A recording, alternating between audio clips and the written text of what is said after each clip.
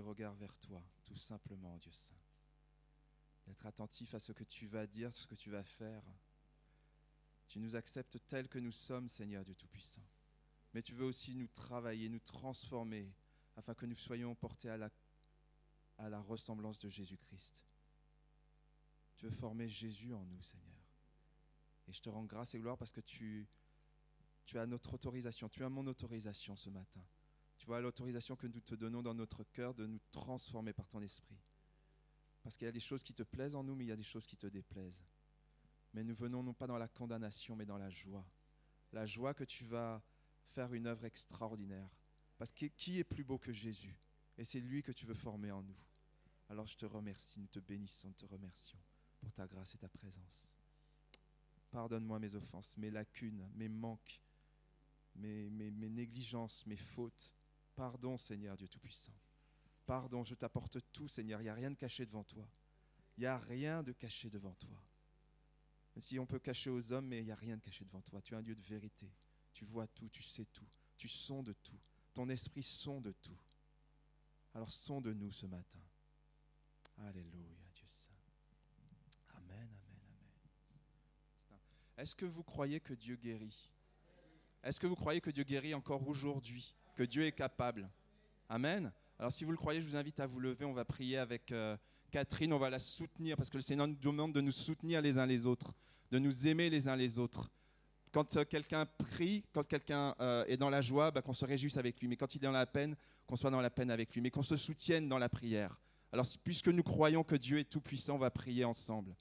Dieu merveilleux, Dieu saint, humblement nous sommes là devant toi. Nous croyons que tu es tout-puissant. Nous croyons que tu aimes Betty et Jimmy. Tu connais cette famille. Dieu saint merveilleux, nous venons humblement avec la foi que tu nous as donnée. Mais de tout cœur, nous croyons que toi, tu peux agir. Et nous te supplions, nous te prions, Seigneur Dieu Tout-Puissant, d'agir puissamment dans la vie de Jimmy, Seigneur Dieu Tout-Puissant. Que ce cancer, cette tumeur soit neutralisée dans le nom de Jésus-Christ. Parce que toi, tu es un Dieu de vie. Parce que tu es un Dieu agissant. Tu es un Dieu tout-puissant. Tu es un Dieu glorieux. Tu es un Dieu de grâce. Je te prie d'apaiser le cœur de Jimmy. Je ne sais pas s'il te connaît, mais je te prie qu'il y ait la paix dans le cœur de Jimmy et tout autour de lui. Que tu dresses une muraille de paix et de grâce autour de lui. Parce que toi, tu as les mots. Tu dis seulement un mot et il est guéri, Seigneur. Nous croyons cela. Et nous croyons que tu es un Dieu tout-puissant et agissant et plein d'amour aussi pour Bénédicte. Tu vois, Seigneur Dieu Tout-Puissant, ce qu'il atteint dans son estomac. Seigneur Dieu Tout-Puissant, toi, tu permets que quelle que soit la nature, que ce soit un kyste, une tumeur, peu importe, Seigneur mon Dieu, que ce soit neutralisé dans le nom de Jésus-Christ. Que ce soit totalement neutralisé. Nous croyons que tu peux faire ces choses. Ce n'est pas la puissance de nos voix, ça n'est rien d'autre, Seigneur, que notre foi et surtout toi, notre foi dans le Dieu Tout-Puissant. Le Dieu Tout-Puissant. À toi l'honneur, Dieu Saint merveilleux. Apaise les cœurs et glorifie ton nom. Tu connais les nombreux besoins que nous avons les uns et les autres, Dieu Saint. Mais je te rends grâce et gloire de nous donner l'opportunité de les apporter, Seigneur, tout à l'heure pendant ce temps de jeûne et prière, ce temps de prière après le culte, Dieu Saint merveilleux. Merci pour ta grâce. Merci pour ton amour. Merci pour ta direction. Amen. J'ai invité l'équipe de louange à me rejoindre, puis on va continuer par quelques chants.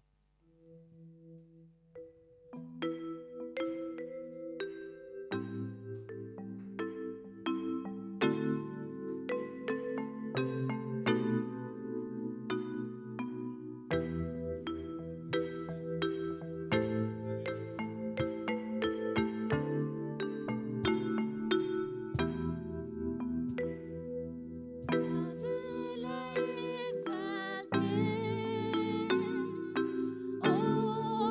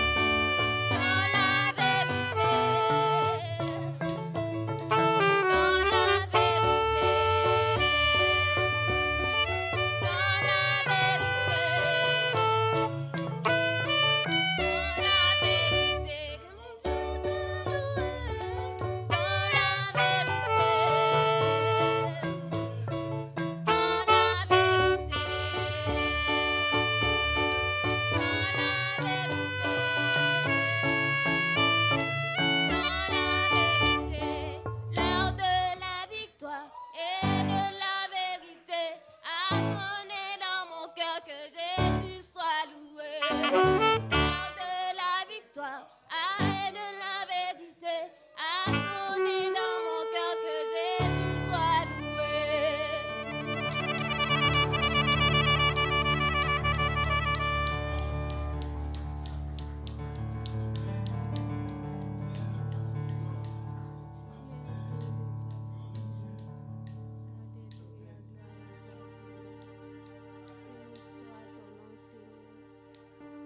Gracieux Saint. Alléluia, Jésus. Alléluia, Dieu merveilleux. Parce que c'est ton amour qui change tout, Seigneur, Dieu puissant.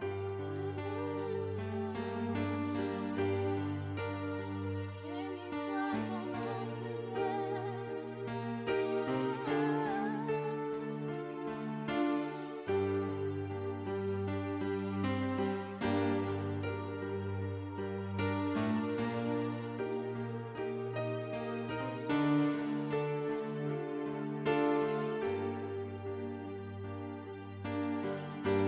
Ton amour, ta puissance, ta présence dans ma vie.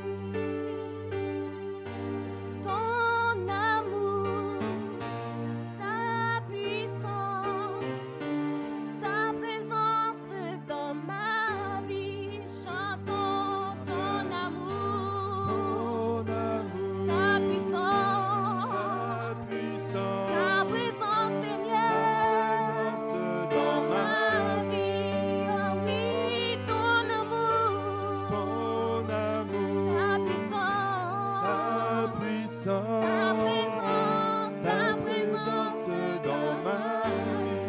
et je veux t'adorer de tout mon cœur. Oui, Je veux t'adorer de toute mon âme. oui, Je veux t'adorer de toute ma force, car tu es mon Dieu. oui, Tu es mon Dieu. Chantons, mes amis, chantons ton amour, ta puissance, ta puissance, ta présence dans ma vie. Adorons notre Dieu, Ton amour, ta puissance, ta présence dans ma vie. et Je veux t'adorer de tout mon cœur. et Je veux t'adorer de toute mon âme. Et je veux t'adorer de toute ma force, car tu es mon Dieu. Tu es mon Dieu. Et je veux t'adorer de tout mon cœur. Et je veux t'adorer de toute mon âme. Et je veux t'adorer de toute ma force, car tu es mon Dieu. Tu es mon Dieu.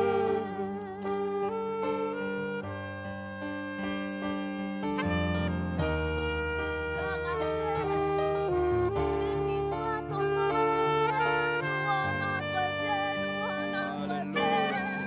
Louons notre Seigneur. Il est digne de gloire. Béni soit son nom. Chantons son amour.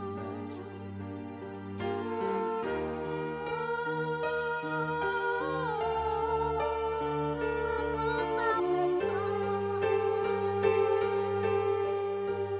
Ton amour, ta puissance, ta présence dans ma vie.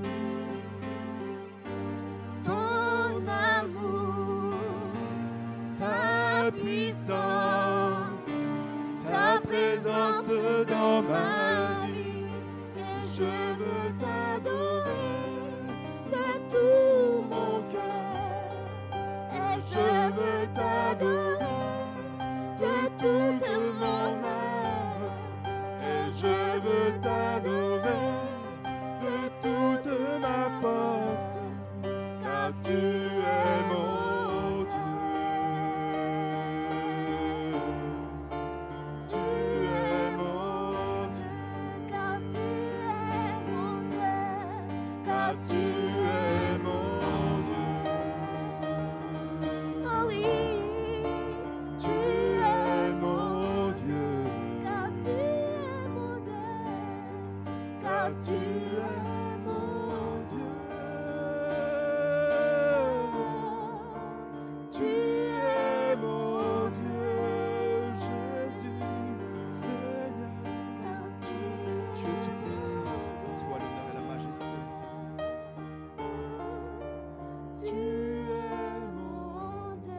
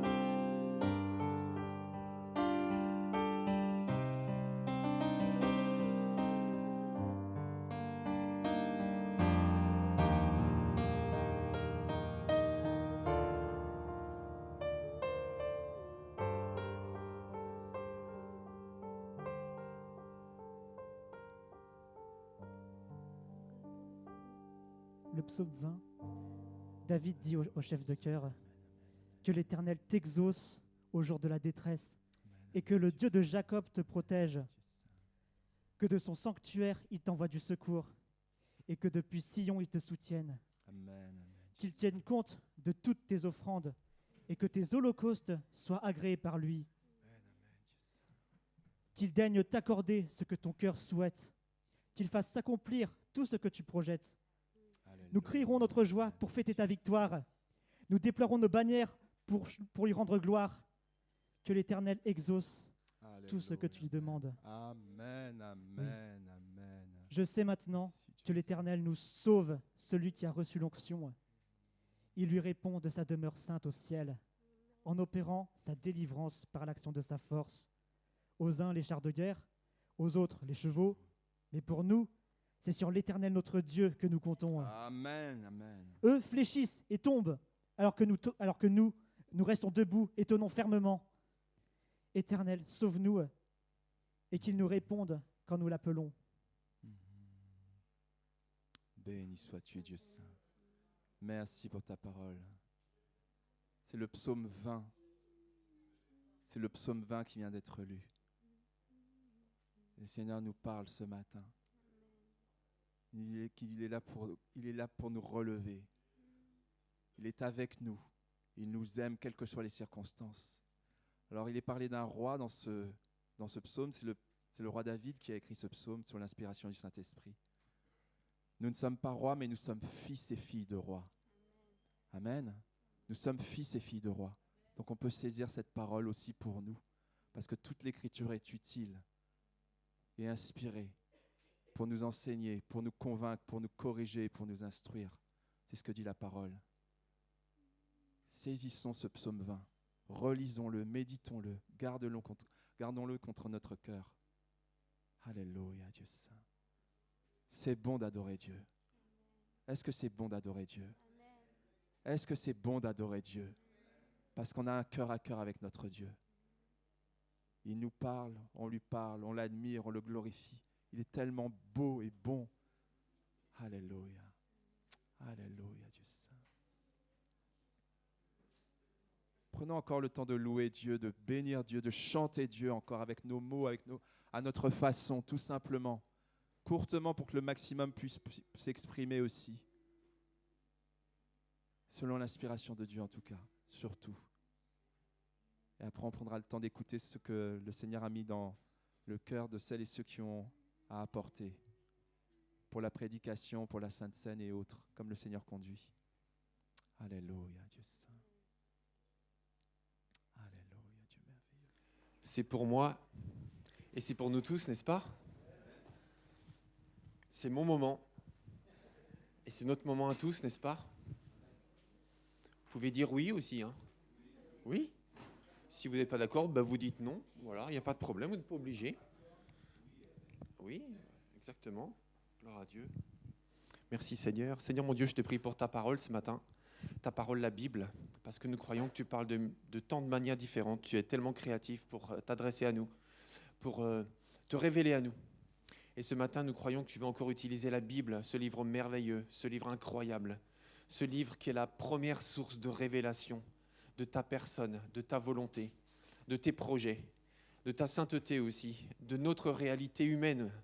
Merci mon Dieu pour ce livre tellement moderne, tellement explicite et qui parle encore tellement aujourd'hui, en 2022.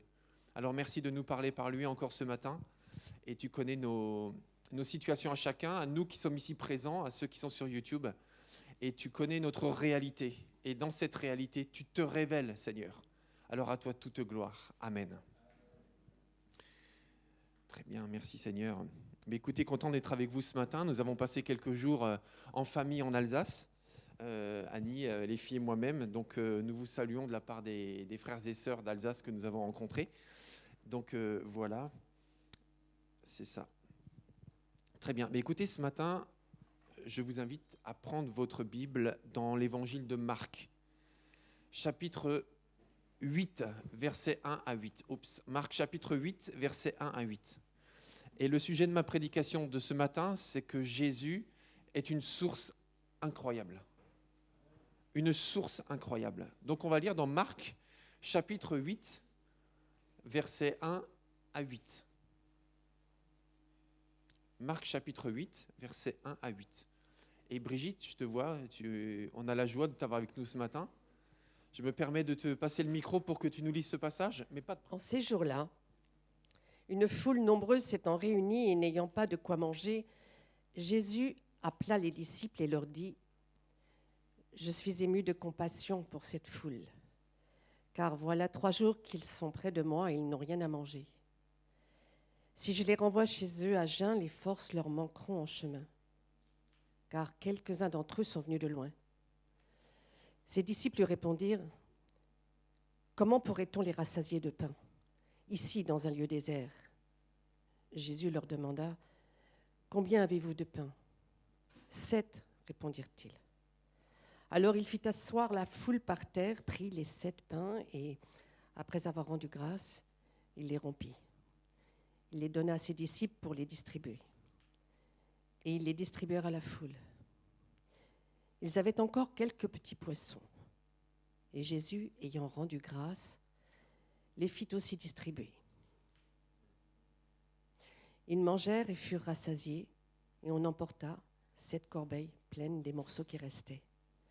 Ils étaient environ 4000. Ensuite, Jésus les renvoya. Merci beaucoup. Alors voilà, alors oui c'est vrai, c'est un jour de jeûne et prière, comme tu l'as rappelé Georges. Voilà, merci. Merci. Donc effectivement, un jour de jeûne et prière, et c'est important de parler de nourriture du corps, puisqu'on s'en prive partiellement, en tout cas pour la journée. Bon, chacun voit comment il le fait, mais surtout la nourriture de l'âme.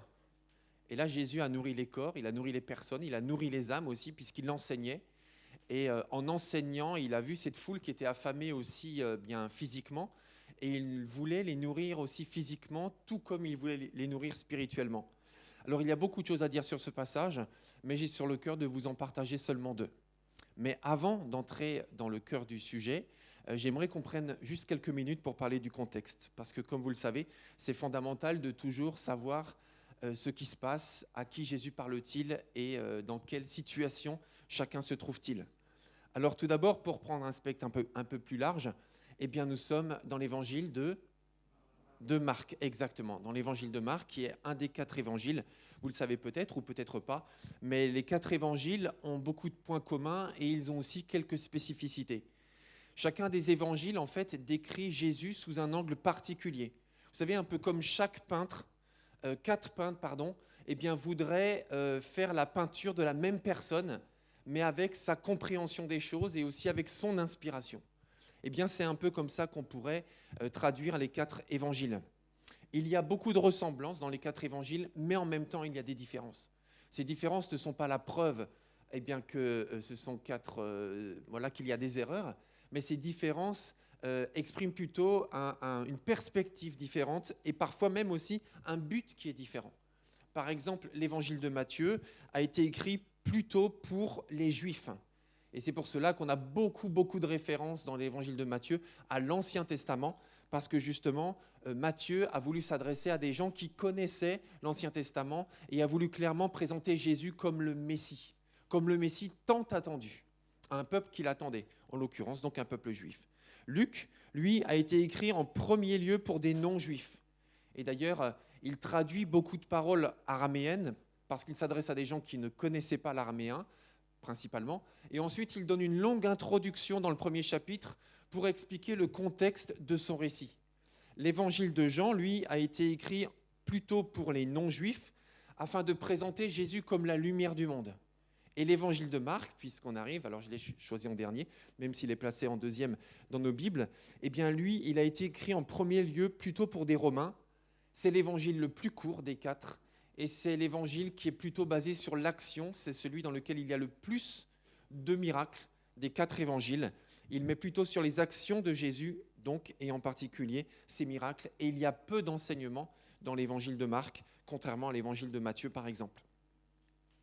Alors, je vous le disais tout à l'heure, il y a 2 points que j'aimerais souligner, que j'ai à cœur de vous partager de la part de Dieu ce matin, dans ce passage que nous a lu gentiment Brigitte tout à l'heure. Actuellement, j'écoute, comme beaucoup parmi vous, j'écoute des podcasts. Donc des podcasts, c'est simplement des enregistrements audio thématiques que l'on trouve sur Internet, sur des applications de podcasts.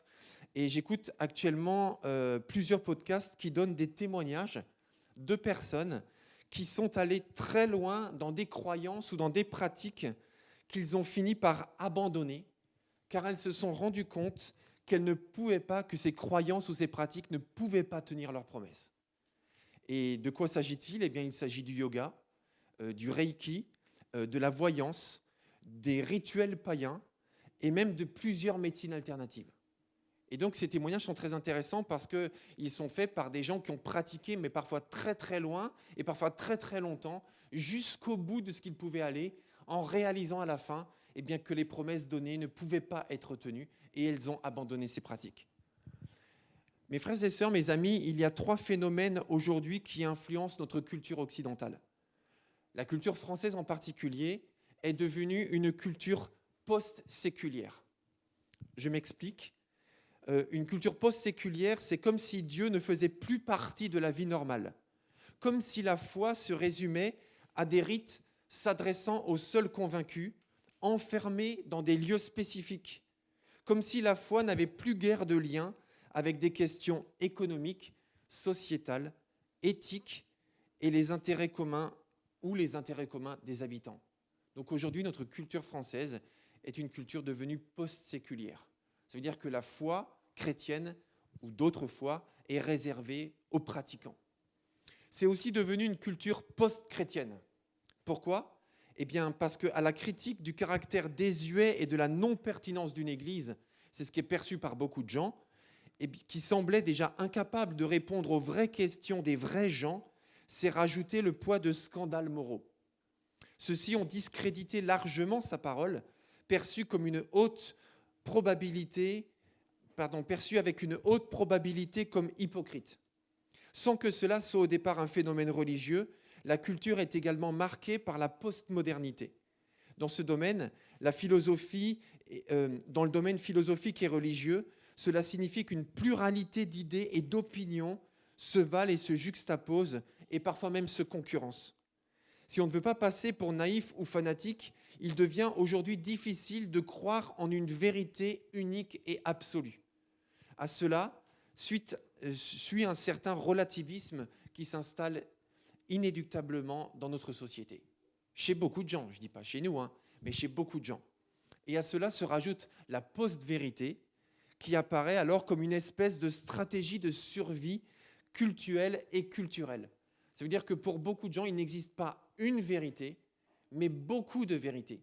Et c'est pour cela que quand on parle avec des amis de notre foi, eh bien beaucoup sont très respectueux et disent je suis très content pour toi, c'est formidable, je suis content que tu vives cela pour toi, mais pour moi, c'est différent.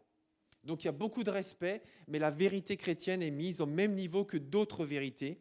Et puisqu'il n'existe plus de vérité factuelle absolue dans la pensée de beaucoup de gens, ou si du moins celle-ci existe, elle est impossible à détecter par un individu dans la masse des informations envahissantes.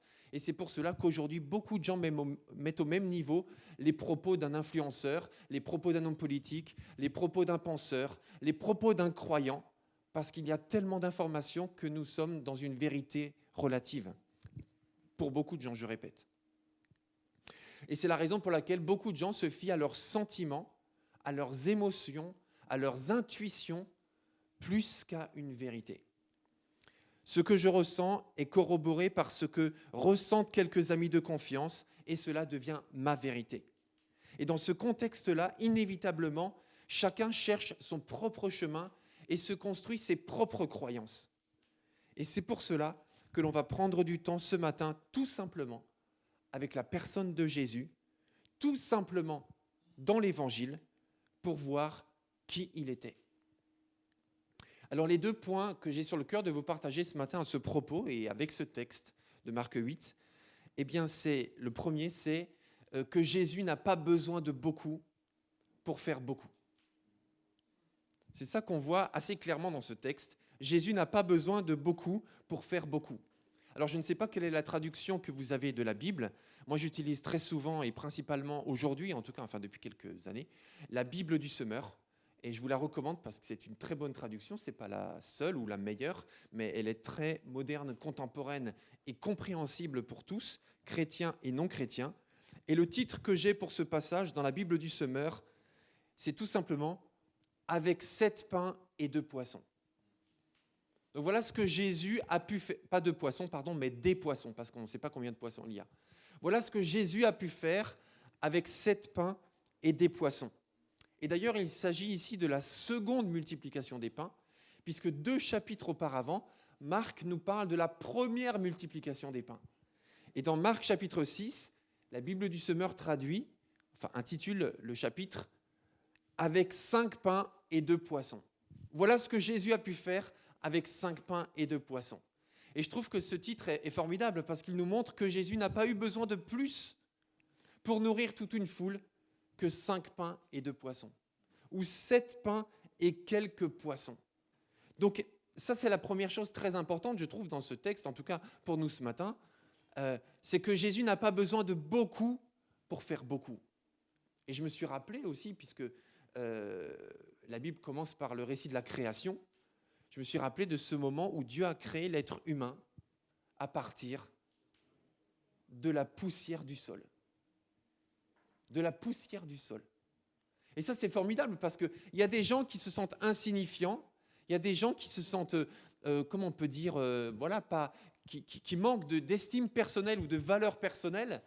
Eh bien, là, on voit que Dieu a créé la complexité de l'être humain, quand même, c'est incroyable. Il y a tellement de spécialistes dans le monde qui aujourd'hui étudient, soignent l'être humain tellement complexe que Dieu a créé, d'après le récit de la Genèse, à partir de la poussière.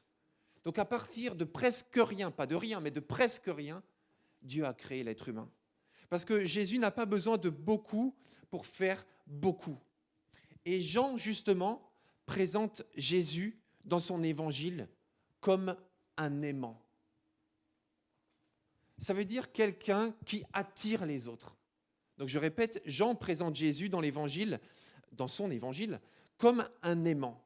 Et c'est pour ça que c'est dans l'évangile de Jean que l'on a toutes ces déclarations de Jésus où il dit « Je suis ». Ça veut dire qu'il est le pôle d'attraction du sens dont l'être humain a tellement besoin.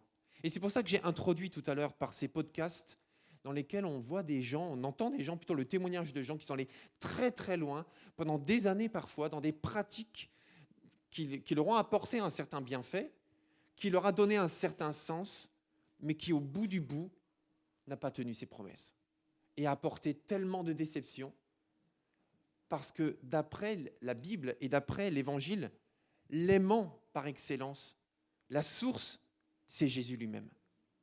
Et c'est pour ça que dans l'Évangile de Jean, Jésus est présenté comme celui qui est la réponse aux questions fondamentales de l'être humain.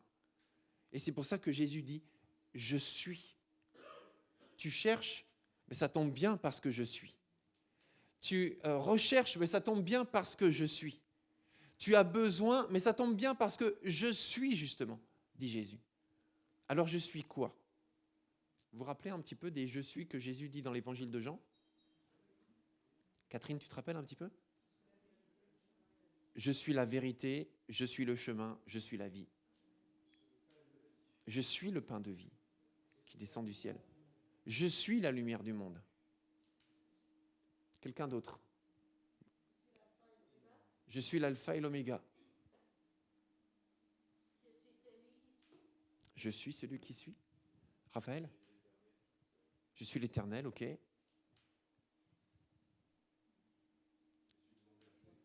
Je suis le bon berger. Je suis la porte des brebis. Je suis. Et c'est extraordinaire parce que finalement, tout être humain cherche ce que Jésus dit être. Alors beaucoup ne croient pas en Jésus, beaucoup même cherchent d'abord ailleurs, et certains cherchent très très longtemps ailleurs d'ailleurs. Et certains même ne pensent pas à chercher auprès de Jésus. C'est pour ça aussi que je vous ai lu tout à l'heure ces 3 définitions des 3 éléments fondamentaux de notre culture post-chrétienne, en tout cas de notre culture actuelle en France. Parce qu'il faut réaliser que pour beaucoup de gens, Jésus n'est pas la solution. Jésus n'est pas la réponse. Ils ne pensent même pas à chercher auprès de Jésus, mais cherchent partout ailleurs. Et c'est pour ça que beaucoup finissent par se tourner vers Jésus. Parce qu'ils se rendent compte qu'il n'y a vraiment que lui qui est ce qu'ils ont cherché depuis si longtemps. Je suis. Je disais, j'aime cette image parce que Jean présente Jésus comme un aimant. Je suis. Il est vraiment le pôle d'attraction.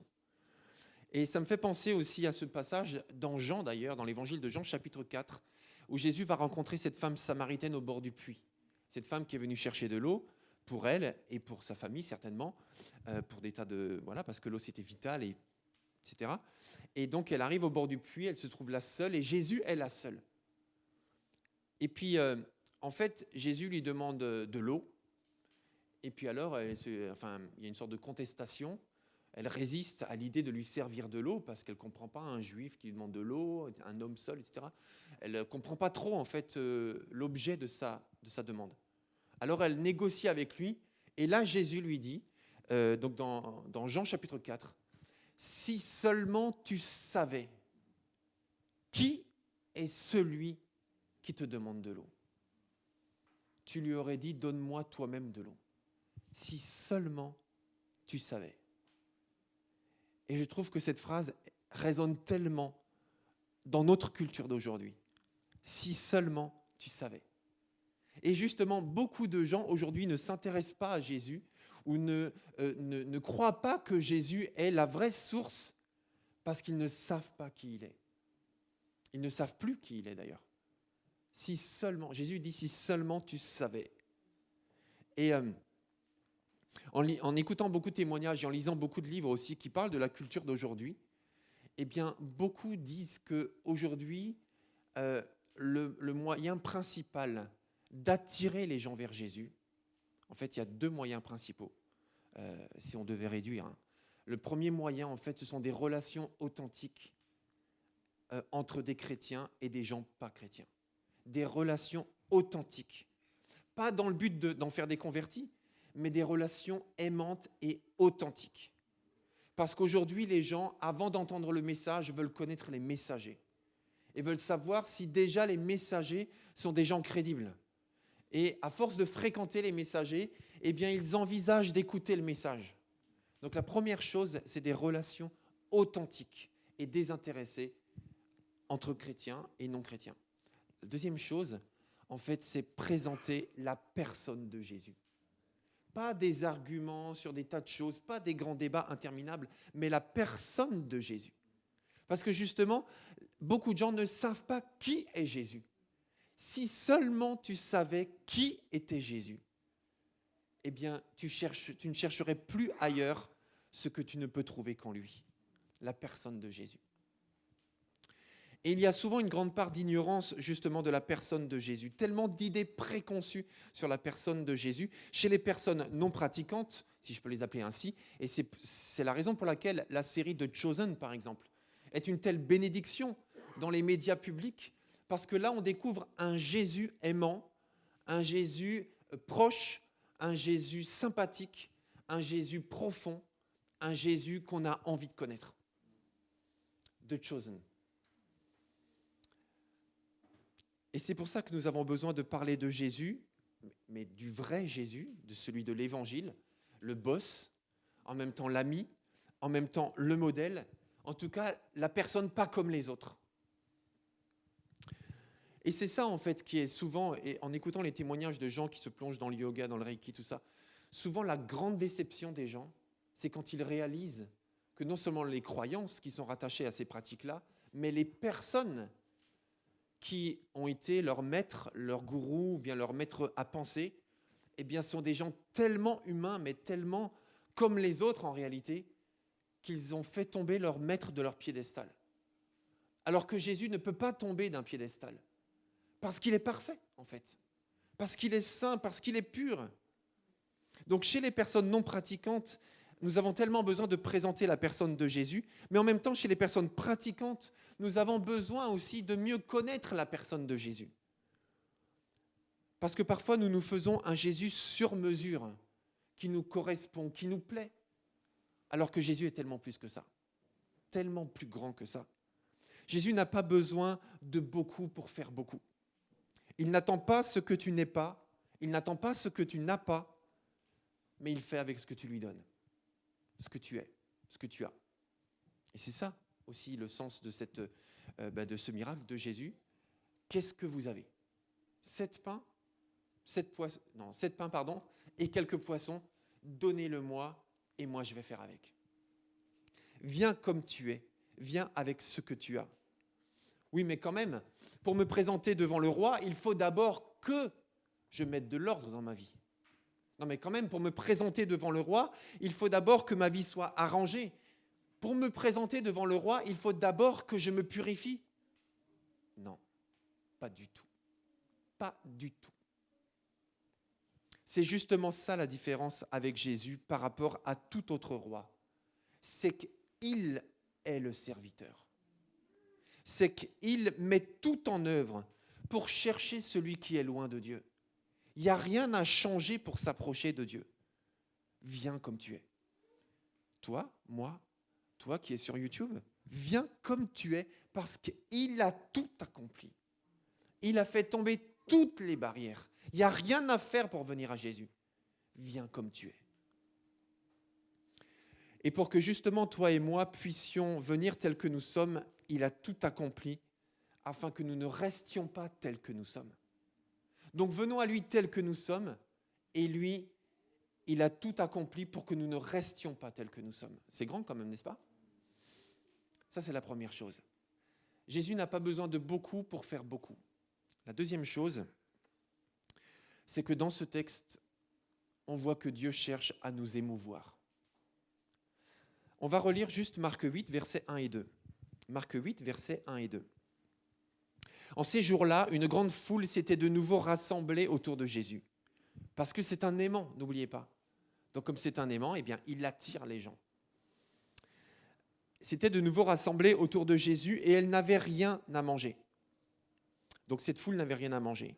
Jésus appela donc ses disciples et leur dit « Je suis ému de compassion pour cette foule. Cela fait 3 jours que ces gens sont avec moi et ils n'ont rien à manger. »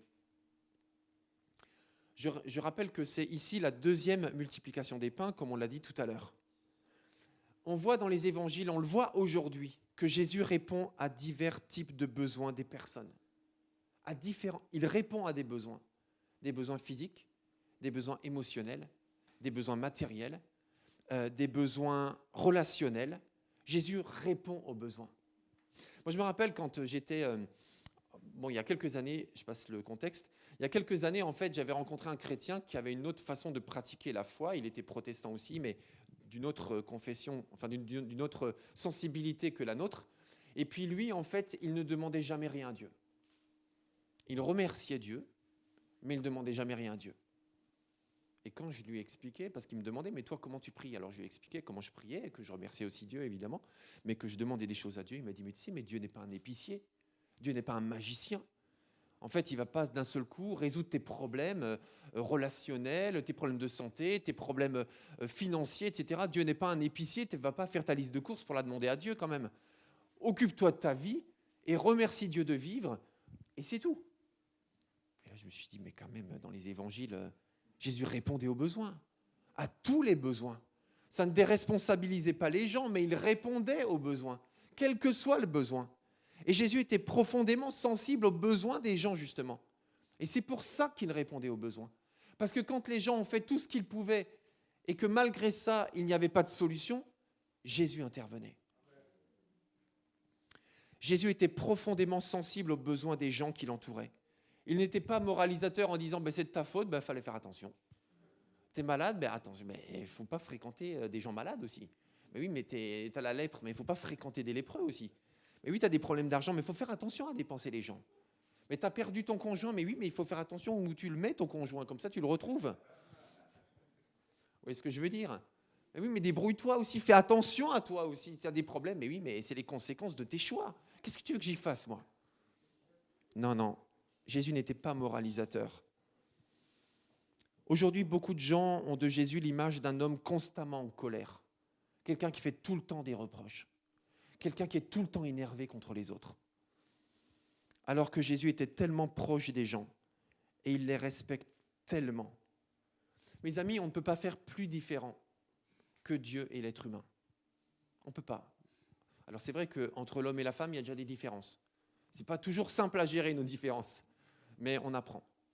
Mais il n'y a pas plus différent qu'entre Dieu et les humains.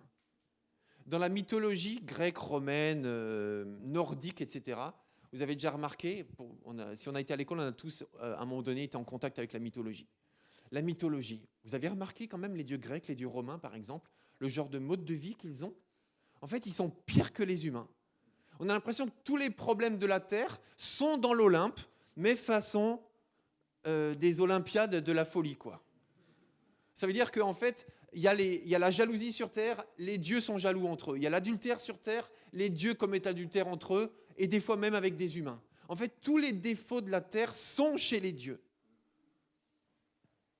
En quoi c'est différent? À quoi ça sert d'avoir... Enfin, je ne me permets pas de juger ceux qui croient en la mythologie, mais pour moi, je me dis, à quoi ça sert de servir des dieux qui ne sont pas meilleurs que moi? À quoi ça sert de consacrer ma vie à des divinités qui finalement sont aussi corrompues que moi, et parfois même plus? Dieu, lui, est très différent des humains. Et pourtant, il est si proche des gens, en devenant lui-même un humain, et en vivant exactement au milieu des humains, et comme les humains, et en aimant et en respectant les personnes. Et c'est pour ça qu'il était si souvent ému de compassion, ému pour toi, ému pour moi, ému pour tous les autres, parce qu'il connaissait les gens, et il les fréquentait. Et Jésus veut aussi nous émouvoir, afin que nous aussi soyons émus de compassion face à ceux qui nous entourent et qui ont des besoins.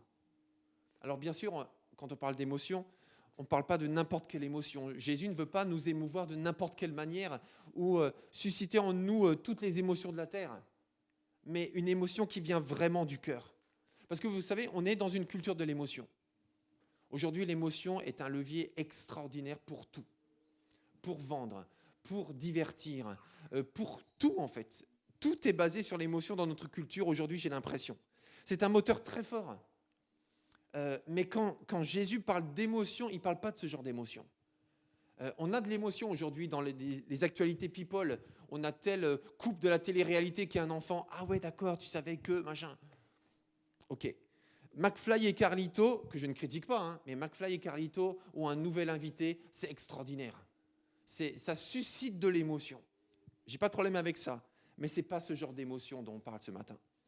Des chats, qui sont trop mignons sur Facebook et sur TikTok. Oh, ils sont trop mignons. On regarde ce qu'ils font avec les chats. Et on fait suivre aux gens. Oh, c'est trop mignon. Ça suscite de l'émotion. Mais ce n'est pas ce genre d'émotion dont Jésus était animé quand il était touché par ceux qui l'entouraient.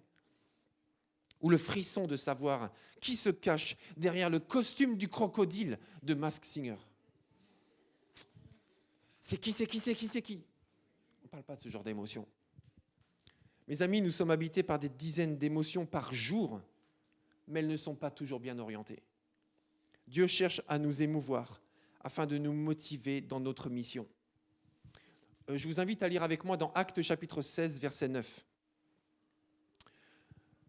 Actes chapitre 16, verset 9, et d'ici quelques minutes, je vais laisser la place à la Sainte Seine également, après qu'on ait pris le temps de prier. Actes chapitre 16, verset 9. Ce n'est pas sur la diapo, je n'ai pas eu le temps de faire beaucoup de diapos pour ce matin, mais c'est dans la Bible, c'est ça qui compte. Actes 16, verset 9. Pendant la nuit, Paul eut une vision. Un Macédonien, un Ukrainien ou quelqu'un d'autre qui souffre lui apparut et lui fit cette prière dans son rêve, dans son songe. Et lui fit cette prière: passe en Macédoine et secours-nous. Et suite à ça, Paul a répondu à cet appel au secours de ce Macédonien parce qu'il a été ému dans son cœur, il a été touché dans son rêve. Je ne sais pas si vous avez déjà aidé quelqu'un parce que vous avez été ému de compassion par sa situation, vous avez été touché, vous l'avez aidé et vous vous êtes fait arnaquer. Ça vous est déjà arrivé? Levez la main, à qui c'est arrivé? Moi, ça m'est arrivé, je lève la main. Ok. Enfin, arnaquer ou tromper ou tricher, etc. Je vous raconte une anecdote pendant juste 2 minutes. Une fois, pendant qu'on était au culte, ici, il y a des années de cela, eh bien, il y avait quelqu'un qui cherchait le pasteur, qui était dehors, qui attendait, et qui voulait savoir, qui avait discuté avec les gens qui étaient à l'accueil ou qui étaient à l'entrée. Est-ce que je pourrais parler au pasteur? J'ai besoin de voir le pasteur, etc. Bon, voilà, j'étais là, je sors, je discutais avec la personne. C'était un homme assez jeune, d'environ 22, 23 ans.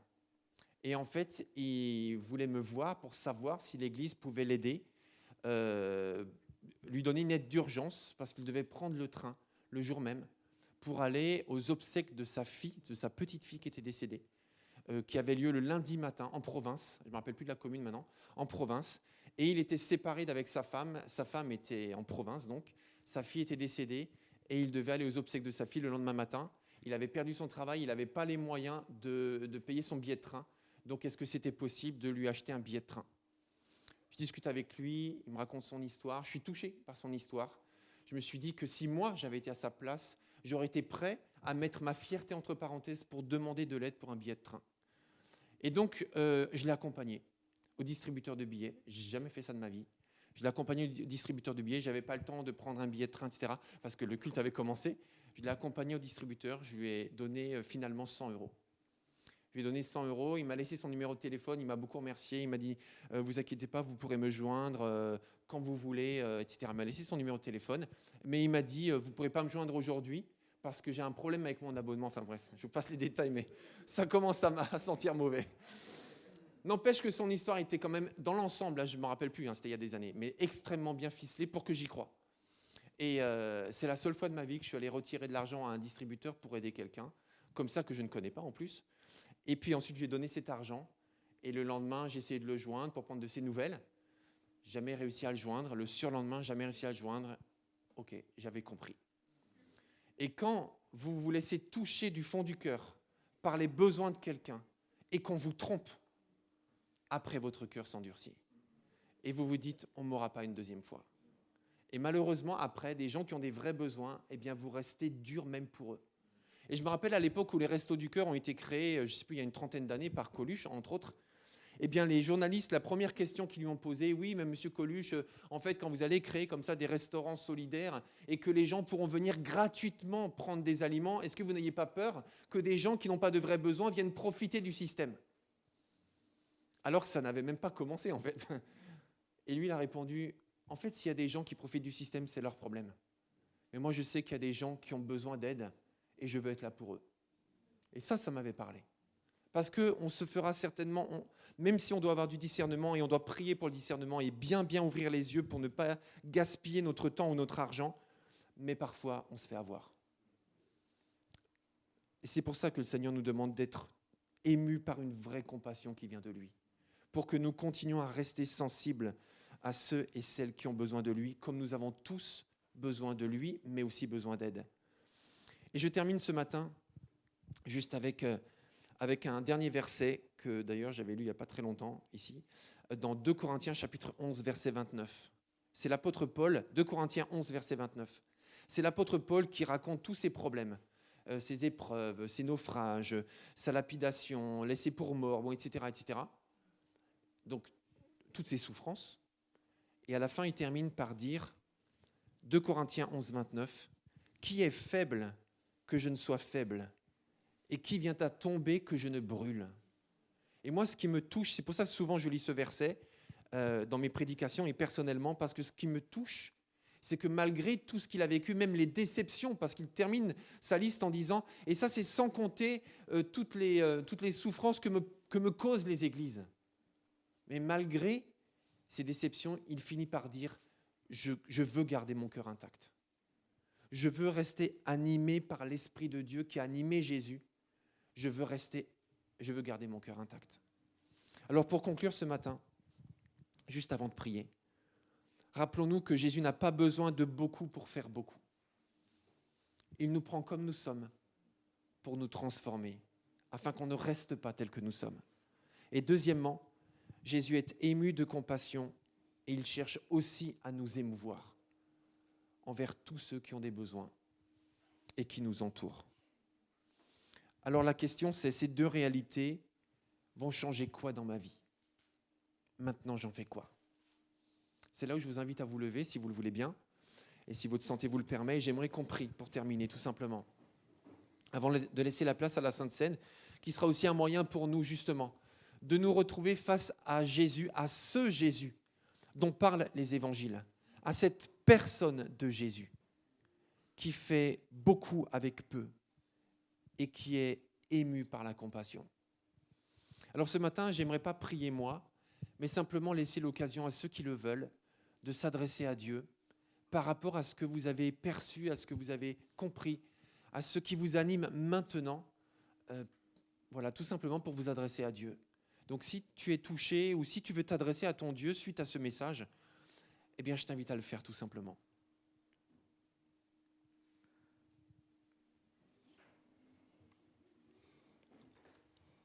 Du coup, on va rester dans la notion du pain. Okay, ça n'a pas changé.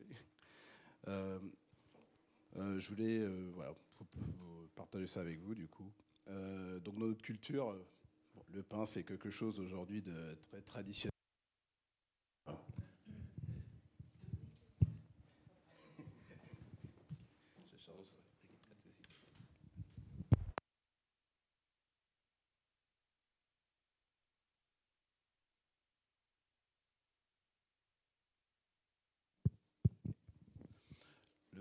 Le pain, c'est vraiment une tradition en France, entre autres.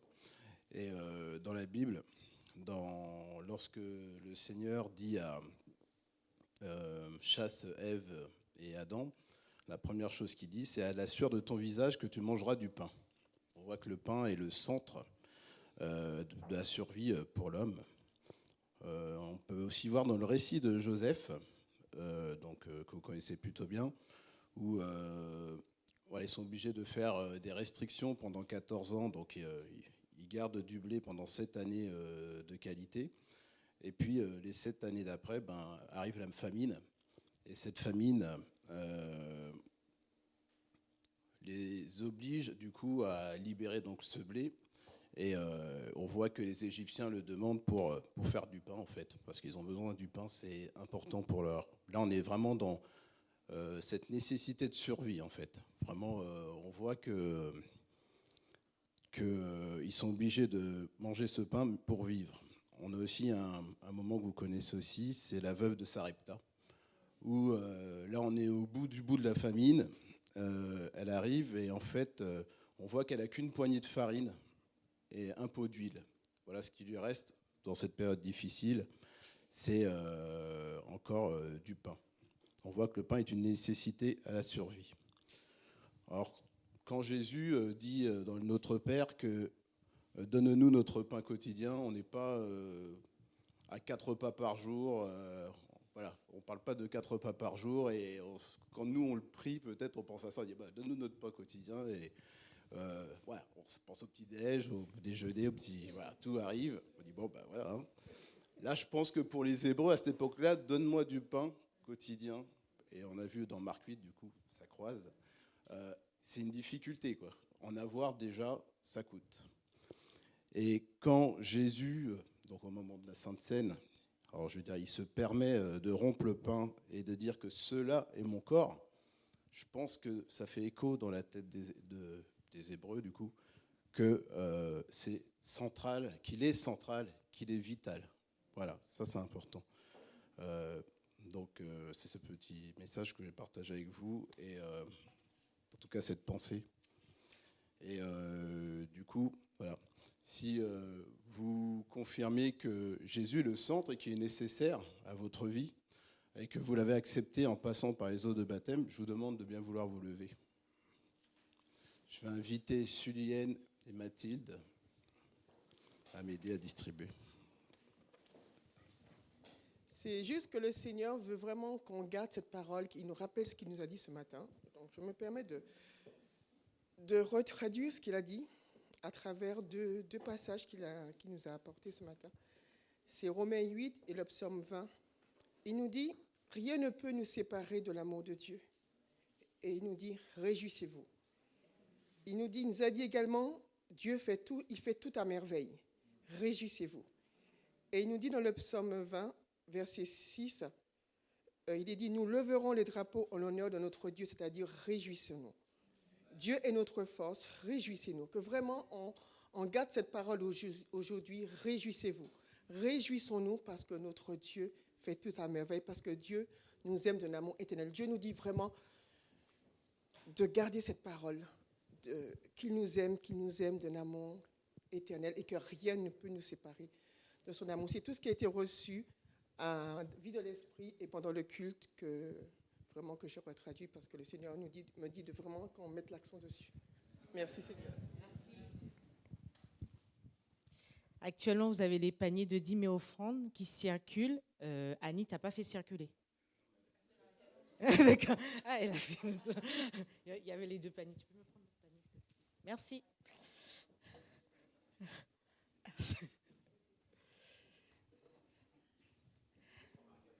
Oui, bien sûr, il n'y a pas de souci. Donc, du coup, vous avez reçu cette semaine des informations concernant la Convention nationale de Pentecôte que nous aurons les 4 et 5 juin. Donc, à l'issue du culte, vous aurez un stand pour le covoiturage, comme on l'avait annoncé la semaine dernière. Donc, vous aurez Mathilde qui va tout vous expliquer. Donc, vraiment, prenez le temps, juste en sortant, de voir avec elle le point sur ce covoiturage et sur l'hébergement. Cette semaine, nous nous voyons mardi à 20h pour notre temps de prière ensemble sur la salle de culte à Pontoise. Dimanche à 10h30, nous aurons le culte. À l'issue du culte, nous avons notre temps de réunion de responsables de service avec un repas tiré du sac, c'est ça un pique-nique. Bon, il faut qu'il fasse beau. Avec un pique-nique. Et c'est tout, voilà. Je vais laisser la place au groupe de louanges. Oui, vous êtes toujours là. Est-ce qu'on pourrait honorer aujourd'hui Manuela ? C'est son anniversaire.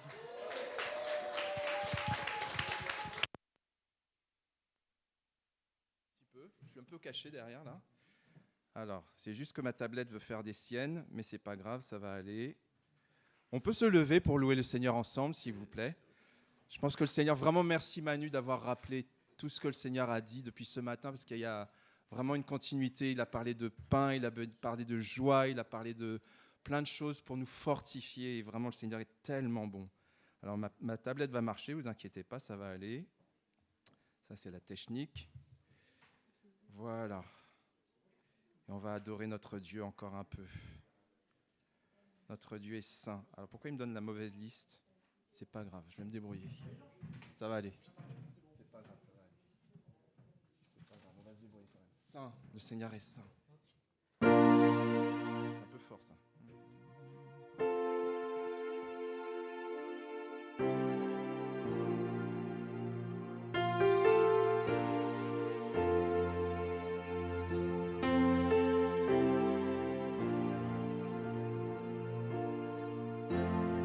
Lèverai ma voix pour l'adorer, car il est saint, saint, saint, saint. Il est digne de gloire et de louange, et je chante saint, saint.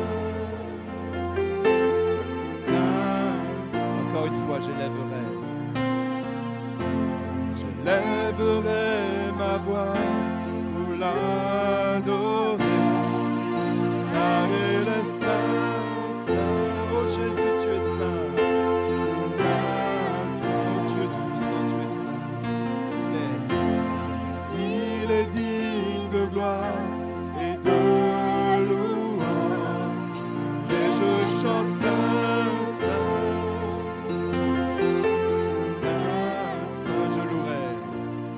Je louerai l'agneau de Dieu qui est sur le trône.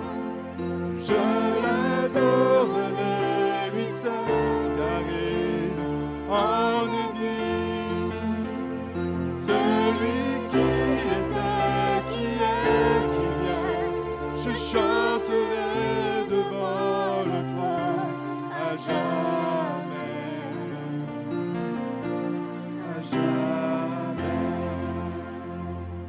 tous les anges.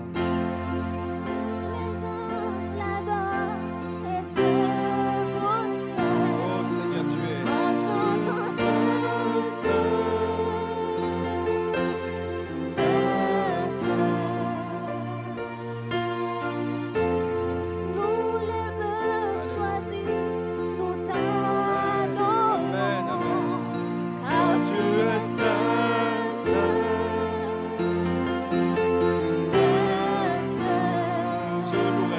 Je louerai l'agneau de Dieu qui est sur le trône.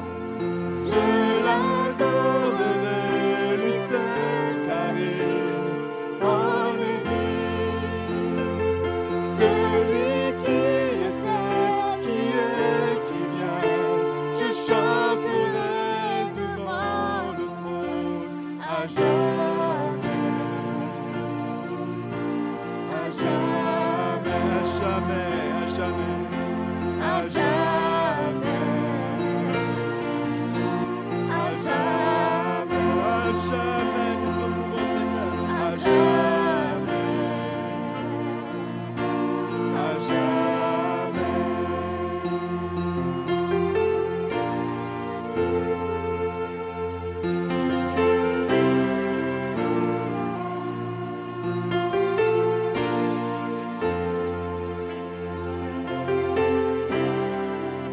Tu es saint.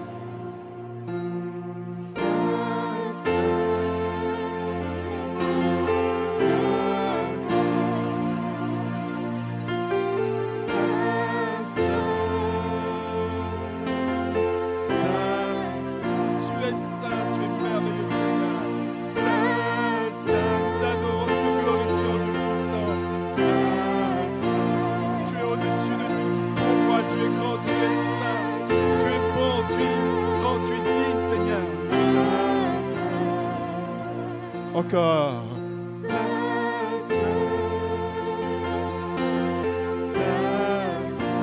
Dernière fois. Oui, tu es saint, saint.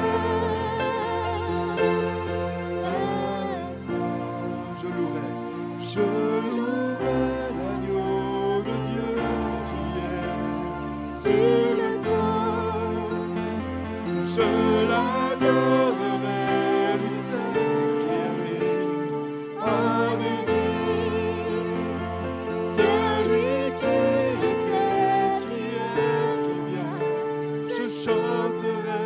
devant le trône à jamais, à jamais.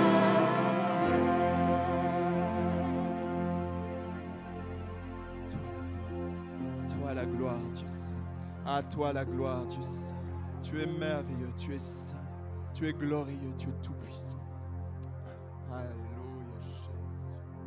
Alléluia, Jésus. Alléluia, Dieu trois fois saint. T'honorons, te bénissons. Alléluia.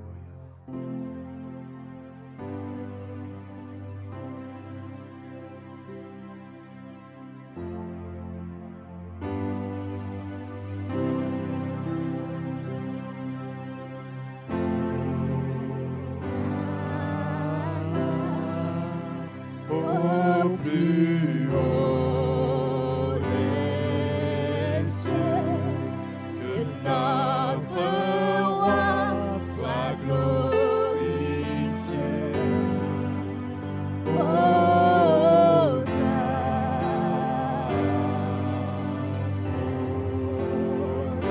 Hosanna, au plus haut des cieux, que notre roi soit glorifié.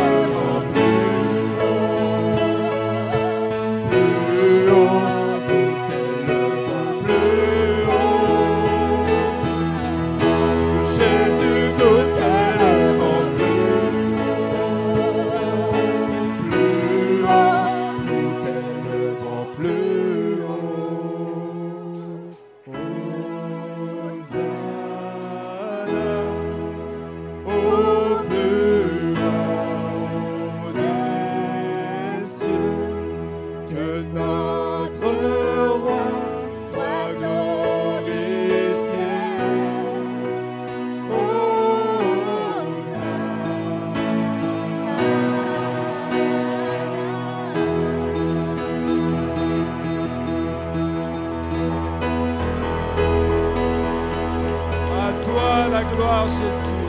À toi la gloire, Jésus. À toi la gloire. Personne ne mérite la gloire sinon toi, Seigneur. Il n'y a aucun autre nom qui a été donné sur la terre et dans les cieux, sinon le nom de Jésus. À toi l'acclamation, à toi la gloire, Jésus. Nous t'aimons, Seigneur. Hosanna, Hosanna, gloire à toi, Seigneur. Alléluia, Alléluia, Jésus. Alléluia, à toi la gloire, Dieu saint. Alléluia.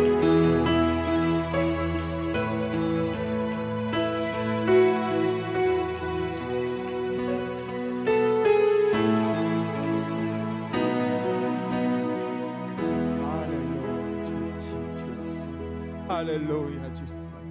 Merci, merci pour qui tu es.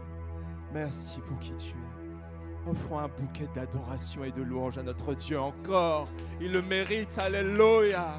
Tu mérites l'adoration, Seigneur. Tu mérites l'adoration. À toi l'honneur et la majesté. À toi l'honneur et la majesté, Dieu saint. Dans nos cœurs et dans nos vies, tu mérites d'être élevé, Seigneur. Alléluia, alléluia. Béni soit Dieu. Béni soit Dieu. Oui? Il y a un témoignage super. Kenji, vas-y. Kenji voulait nous partager un témoignage. Il a été... Tiens, mets-toi plutôt par là parce que... Voilà, encore par là, voilà. Il a été béni cette semaine, encouragé dans la prière. Donc je vais laisser Kenji nous raconter. En fait, avec mon papy et mes cousins, en fait, je suis partie à la pêche. Et j'avais aucun poisson, que mon papy m'avait payé la pêche à moi et mes cousins. Et avec mamie, on s'est assis sur un banc et on a prié. Et tout à coup, j'ai lancé le fil de la canne dans l'eau pour voir si ça tirait. Et après, j'ai réussi à faire 5 poissons pour bien... Et après, j'ai remercié le Seigneur pour la pêche. Amen. Gloire à Dieu. Qui c'est qui croit qu'avec peu, le Seigneur fait beaucoup? C'est vrai. Vous croyez? La pêche miraculeuse, ça vous parle? Amen, amen. Voilà, gloire à Dieu. Peut-être qu'il sera pêcheur d'hommes, qui sait. Hein. Merci Seigneur. Il est déjà, gloire à Dieu. Est-ce qu'on peut... Vous êtes déjà fatigué? On va se lever pour honorer le Seigneur encore. Et on va prendre un chant, ce chant qu'on vient de prendre et ce chant qu'on va prendre, ce sont des chants qui ont été chantés au mariage, donc au mariage de Joël et Navarone dernièrement. Donc voilà, c'est vraiment aussi pour honorer et remercier le Seigneur pour ça. Nous entrons dans ta présence. Ah, il s'est déjà éteint. Ah, lui, il est fatigué. Non, il va se réveiller. Ok. 3, 4, et... Oh, oh, oh, oh.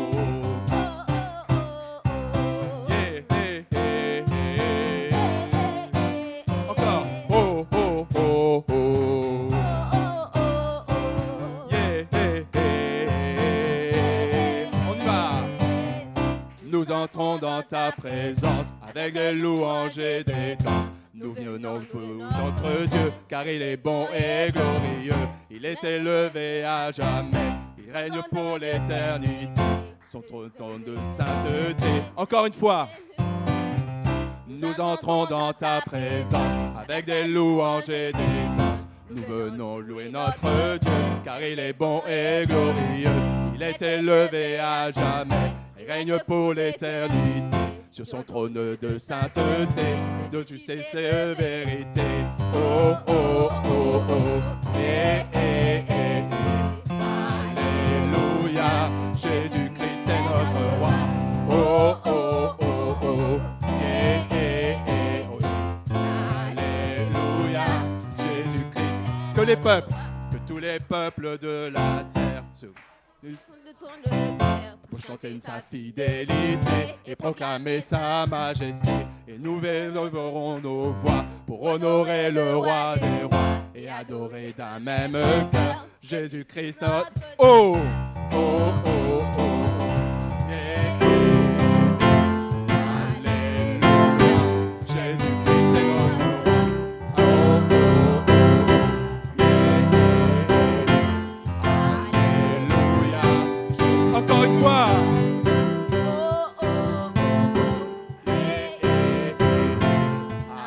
Alléluia, Jésus-Christ est notre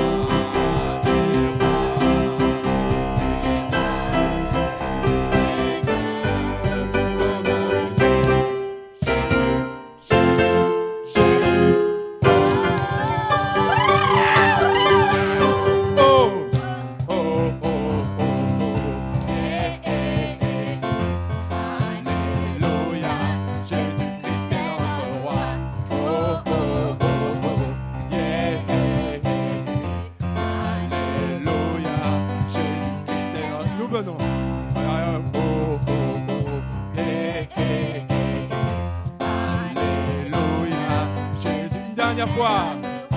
Oh, oh, oh, oh, yeah. Alléluia, Jésus-Christ est notre roi. Amen, alléluia, Jésus. À toi la gloire, Dieu saint.